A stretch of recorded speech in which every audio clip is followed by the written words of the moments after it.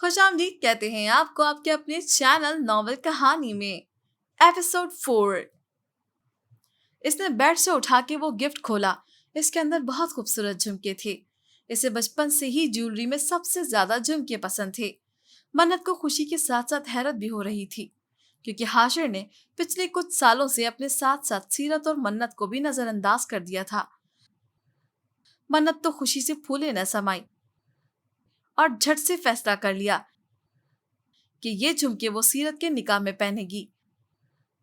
پھر اس کی نظر گفٹ کے ساتھ رکھے چھوٹے سے کارڈ پر پڑی، جس پر تحریر تھا: میری زندگی کو خوبصورت بنانے کے لیے شکریہ، ہیپی ویڈنگ اینیورسری۔ آج منت اور حاشر کی شادی کی 6ٹھی سالگرہ تھی۔ منت کو یہ بات کیسے بھول گئی؟ سچ تو یہ تھا کہ جب سے حاشر نے اپنی ذات کو اگنور کرنا شروع کیا تھا، منت بھی اپنے آپ کو کہیں بھولنے لگی تھی۔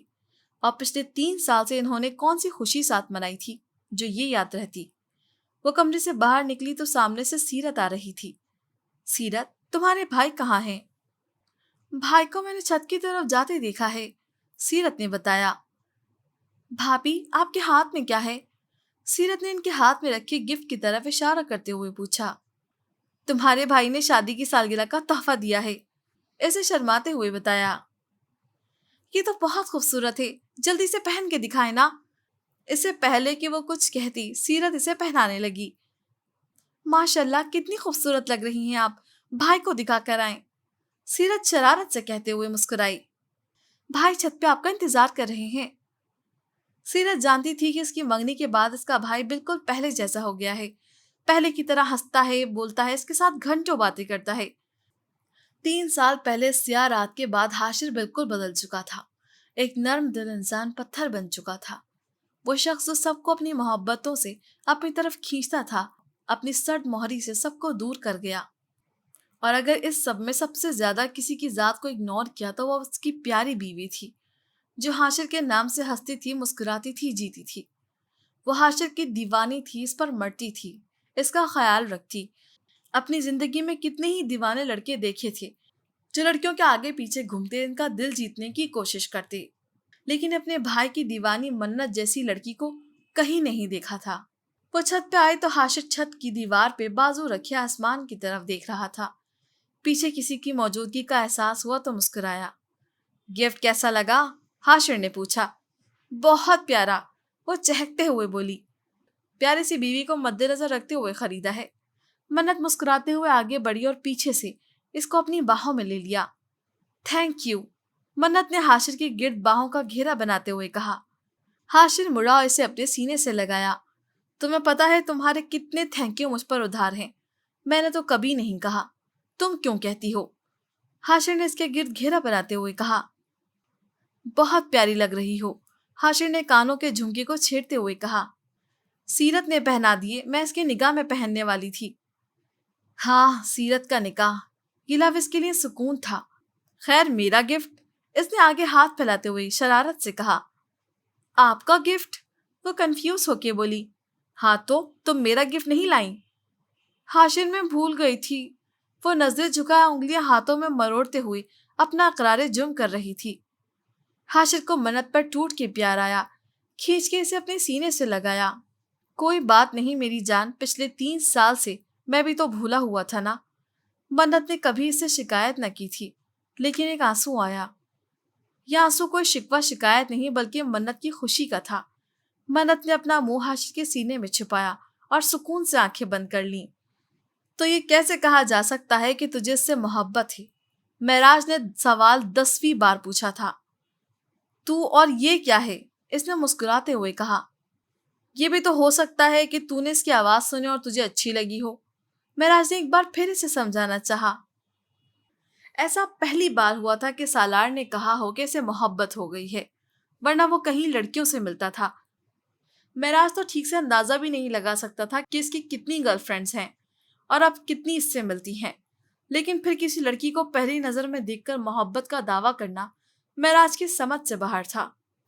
معراج جانتا تھا کہ سالار ایک جنونی انسان ہے، محبت کا دعویٰ معراج کو ہضم نہیں ہوا تھا۔ ہاں، مجھے بس اس کی آواز اچھی لگی، اس لیے وہ میرے خوابوں میں آ رہی ہے۔ معراج، تو سمجھ کیوں نہیں رہا؟ میں نے اسے اپنے خوابوں میں دیکھا ہے۔ معراج مجھے لگتا ہے اسے میرے لیے بنایا گیا ہے، اللہ تعالیٰ نے اسے میرے لیے بھیجا ہے۔ تو بتا، اگر یہ محبت نہیں تو پھر کیا ہے؟ سوچ، صرف سوچ، تو اس کے بارے میں سوچتا ہے اس لیے وہ تیرے خواب میں آ گئی اور کچھ نہیں ہے۔ معراج نے وجہ بتائی۔ نہیں، میں کسی کے بارے میں نہیں سوچتا، حسین سے حسین ہی کیوں نہ ہو۔ میں نے آج تک کسی لڑکی کے بارے میں نہیں سوچا، آج تک کوئی لڑکی میرے خوابوں میں نہیں آئی معراج، وہ بے بسی سے بولا۔ تجسس بھی تو ہو سکتا ہے اسے دیکھنے کا، معراج نے پھر وجہ بنائی۔ کمینے، تجھے کیوں سمجھ نہیں آ رہا کہ مجھے محبت ہو گئی ہے؟ وہ غصے سے چلایا، جس پر کچن میں چائے بناتی آیت تپ گئی۔ اتنی بھی تمیز نہیں ہے اس بندے کو کہ کس کی گھر میں بیٹھا ہے۔ اگر یہ معراج کا بیسٹ فرینڈ نہ ہوتا تو ہاتھ پکڑ کے گھر سے باہر نکال دیتی۔ یار کیا کر رہا ہے، آہستہ بول، آیت سن لے گی، معراج نے اشارے سے کہا۔ ہاں آیت بھابھی، جب تجھے ان سے محبت ہوئی تھی تو تجھے کیسا محسوس ہوتا تھا؟ سالار، تو میرے حالات سے ناواقف تو نہیں؟ ہاں یار، میرے ساتھ بھی وہی ہو رہا ہے، نہ مجھے ساری رات نیند آتی ہے، نہ سکون سے دن گزرتا ہے، بس دل کرتا ہے وہ میرے سامنے بیٹھی رہے اور میں اسے دیکھتا رہوں۔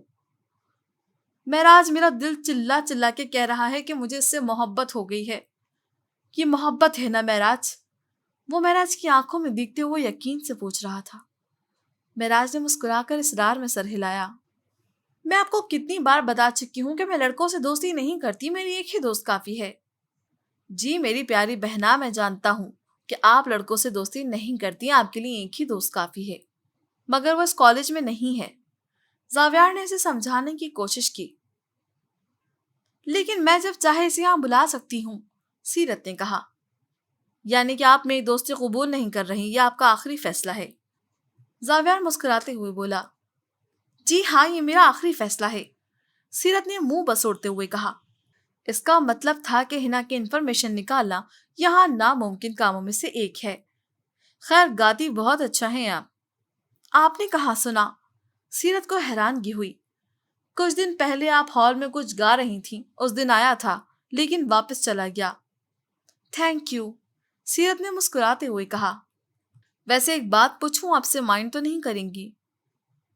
نہیں پوچھیں، سیرت نے مسکراتے ہوئے کہا۔ میں مائنڈ نہیں کروں گی۔ ویسے تو آپ چپ چپ رہتی ہیں، لیکن گاتے ہوئے آپ میں اتنی انرجی کہاں سے آ گئی؟ ہال میں سب کے سامنے آپ کی آواز واقعی بہت ہی خوبصورت ہے، اس نے سچے دل سے کہا۔ میں بچپن سے ہی گاتی ہوں، مجھے گانا اچھا لگتا ہے، پتہ نہیں گاتے وقت مجھ میں اتنی انرجی کہاں سے آ جاتی ہے، مجھے خود نہیں نظر آتا۔ اس نے مسکراتے ہوئے اپنی کیفیت بتائی۔ 2 دن کے بجائے 3 دن گزر گیا، اسے اس کی کوئی خبر نہ ملی۔ وہ کئی بار اس پیون کو فون کر چکا تھا، پیون ہر بار یہی کہتا کہ وہ آج کسی حال میں سارے انفارمیشن نکالے گا۔ سالار نے آج تک کسی کا اتنا انتظار نہیں کیا، لیکن اس لڑکی کے لیے اسے انتظار کرنا پڑ رہا تھا۔ 3 بجے کی قریب وہ اپنے آفس میں کام کر رہا تھا جب اس کو پیون کی کال آئی۔ سالار بے تابی سی اس کال کا انتظار کر رہا تھا۔ جی صاحب جی، کیسے ہیں؟ بکواس بند کرو، انفارمیشن دو، سالار غصے سے بولا۔ جی سر جی، وہ 3rd ایئر کی اسٹوڈنٹ ہے، ڈاکٹر بننا چاہتی ہے، جس کالج میں وہ پہلے پڑھتی تھی وہ اسے ٹاپ کر کے آئی ہے۔ مجھے یہ سب کچھ نہیں جاننا، بتاؤ اس لڑکی کا نام کیا ہے؟ جی اس کا نام سیرت قریشی ہے، فیملی میں ایک بھائی اور بھابھی ہیں، لینے اور چھوڑنے اس کا بھائی آتا ہے۔ اور سر جی یہیں کہیں پاس میں رہتی ہے، گھر کا نہیں پتا مجھے۔ ٹھیک ہے، اتنی انفارمیشن بہت، تمہیں تمہارے کام کی قیمت مل جائے گی۔ اب پیون کے مطلب کی بات کی تو وہ کھل اٹھا۔ جی سر جی، بہت شکریہ، اگر کوئی اور کام بھی ہو تو… ابھی پیون بول ہی رہا تھا کہ سالار نے فون بند کر دیا۔ سیرت قریشی، اس نے آج زندگی میں پہلی بار اتنی محبت سے کسی کا نام لیا تھا۔ پھر رکا، نہیں، سیرت قریشی نہیں، سیرت سالار، یہ بہتر ہے، بلکہ بہترین ہے۔ پھر اپنی بات پر کہا لگا کے ہنسا۔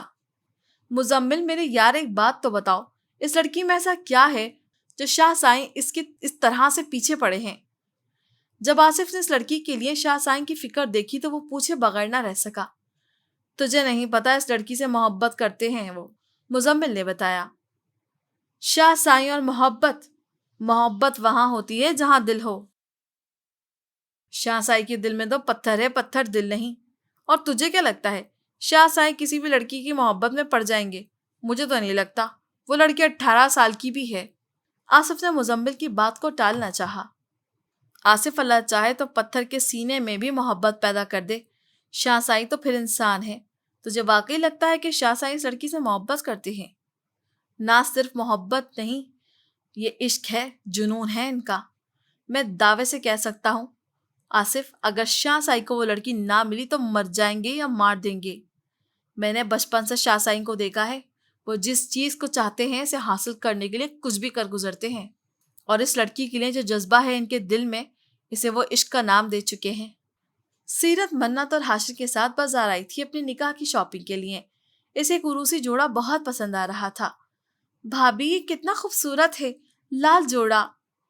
لال جوڑے پر ہاتھ پھیرتی ہوئی وہ ایک بار پھر بولی، بھابھی میں یہی ڈریس پہنوں گی، دیکھے تو کتنا حسین لگ رہا ہے۔ وہ بالکل بچوں کی طرح خوش ہو رہی تھی۔ ٹھیک ہے بھائی، میری گڑیا کو یہی ڈریس پسند ہے تو ہم یہی لیں گے، منت نے اسے خوش کرتے ہوئے کہا۔ یہ ہوئی نا بات، وہ لہنگا پیک کروا کے باقی چیزیں خریدنے لگی۔ مجھے سمجھ نہیں آتا یار، تم عورتوں نے شاپنگ کرنی ہے تو مجھے ساتھ کیوں لٹکا کے لائی ہو؟ پہلے تو حاشر برداشت کرتا رہا، لیکن اب اس کی برداشت سے باہر ہو گیا کیونکہ اب وہ دونوں جیولری لے رہی تھیں۔ بھائی میں نے کہا تھا نا اپنے نکاح پہ ہر چیز اپنی مرضی سے لوں گی۔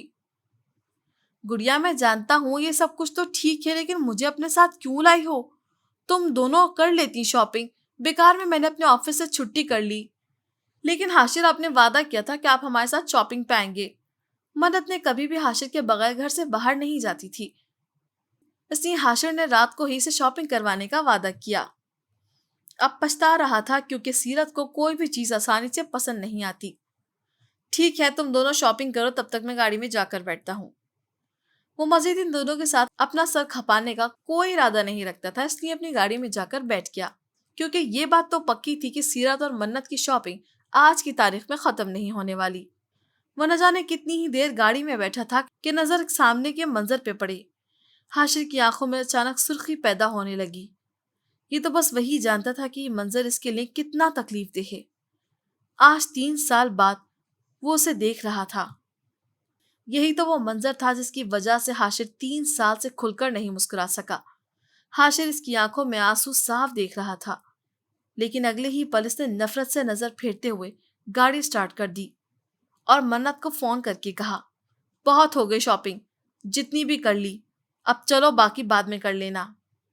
وہ فون پر اتنے غصے سے دھاڑا تھا کہ منت بنا سوچے سمجھے سیرت کا ہاتھ پکڑ کر شاپنگ مال سے باہر آ گئی۔ اوہو بھابھی کیا ہو گیا، ابھی تو ہم نے شاپنگ ہی نہیں کی۔ نہیں سیرت، چلو تمہارے بھائی کو غصہ آ رہا ہے۔ لیکن بھابھی ابھی تھوڑی دیر پہلے تو بھائی کافی اچھے موڈ میں تھے۔ ہاں سیرت، پر پتہ نہیں اچانک انہیں کیا ہو گیا، اس سے پہلے کوئی طوفان آئے، چلو یہاں سے۔ آیت بھی تحاشا روئی تھی۔ رات کے 3 بج رہے تھے۔ سویا تو معراج بھی نہ تھا آج۔ آیت تہجد پڑھ رہی تھی۔ وہ آج رات کمرے میں بھی نہ آئی۔ رات اس نے کھانا تک نہ کھایا تھا۔ معراج بہت ڈسٹرب تھا، نہ جانے کتنی ہی بار جا کے آیت کو دیکھا، جب بھی دیکھا وہ رو رہی تھی۔ معراج کی ہمت نہ ہوئی کہ وہاں جا کے بات کرے، اسے تو نفرت ہو رہی تھی اس شخص سے جس نے اسے دیکھ کر منہ پھیر لیا۔ پھر سوچا وہ شخص حق پر تھا، اس کا حق بنتا ہے کہ وہ آیت کے ساتھ اس سے بھی بدتر سلوک کرے۔ 3 سال گزر چکے تھے، لیکن وہ غم آج بھی تازہ تھا۔ آیت نے اس شخص کو دھوکہ دیا تھا جس کی ایک مسکراہٹ پر اپنی جان دینے کو تیار تھا، جس کی ایک ایک خواہش پوری کرنے کے لیے نہ جانے کتنی راتیں جاگ کر کام کرتا۔ وہ اس کی آنکھوں میں آنسو نہیں آنے دیتا تھا، لیکن آج وہ روتی رہی اور اس شخص نے اپنا منہ پھیر لیا۔ معراج کا دل کیا کہ وہ جا کر اس سے بات کرے۔ اتنی سردی میں وہ باہر بیٹھی تھی۔ وہ اسے سمجھا کر کمرے میں لانا چاہتا تھا۔ وہ جانتا تھا کہ اس کے گھر کا ماحول کچھ دیر ایسا ہی رہے گا۔ آیت اس سے ناراض رہے گی، سرد مہری دکھائے گی۔ وہ زیادہ سے زیادہ کوشش کرے گا کہ وہ اس سے بات نہ کرے۔ ایسا ہی ہونا تھا، وہ ایسا ہی ہوتا، اور ایسا ہی ہوتا آیا تھا ہمیشہ سے۔ آیت جب بھی اداس ہوتی تو معراج سے بات کرنا چھوڑ دیتی، طنز کرتی، سرد مہری دکھاتی، منہ پھیر لیتی، ہر بات میں غلطیاں نکالتی، اسے احساس دلانے کی کوشش کرتی کہ وہ غلط تھا۔ غلط تو آیت بھی تھی، وہ بھی غلطیاں نکال سکتا تھا، وہ بھی منہ پھیر سکتا تھا، طنز کے تیر چلا سکتا تھا، لیکن اسے طنز کرنا آتا کہاں تھا؟ اسے تو بس محبت کرنی آتی تھی، وہ بھی آیت سے، بے شمار بے پناہ۔ وہ اندھیرے کالے جنگل میں بھاگ رہی تھی، وہ نہیں جانتی تھی اس کی منزل کیا ہے، وہ نہیں جانتی تھی کہ اس کا یہ سفر کہاں ختم ہونے والا ہے۔ بھاگتے بھاگتے اس کے پیر دکھنے لگے، ننگے پیر جنگل میں بھاگتے، نہ جانے کتنی ہی کانٹے اس کے پاؤں میں چپ چکے تھے، لیکن اس نے اپنی پرواہ کہاں کی تھی، اسے تو اپنے گھر جانا تھا۔ اسے فکر تھی تو صرف اس بات کی کہ اس کے گھر والے اس کے بارے میں کیا سوچ رہے ہوں گے۔ جنگل میں عجیب عجیب آوازیں آ رہی تھیں، کبھی کوئی آواز اس کے بالکل قریب سے آتی تو کبھی کوئی بہت دور سے۔ وہ بچپن سے ڈرپوک تھی، اسے جانوروں کی آوازوں سے ڈر لگتا تھا، بجلی کڑکنے سے ڈر لگتا تھا، اندھیروں سے ڈر لگتا تھا، لیکن آج وہ شخص اسے ایسے مقام پر لے آیا تھا جہاں ڈر کے علاوہ کچھ نہ تھا۔ ڈر کے مارے وہ اپنی آواز تک نہیں کھول پا رہی تھی، کیونکہ اس کی آواز سن کر کوئی نہ کوئی جنگلی جانور اسے اپنا نوارہ ضرور بنا لے جائے گا۔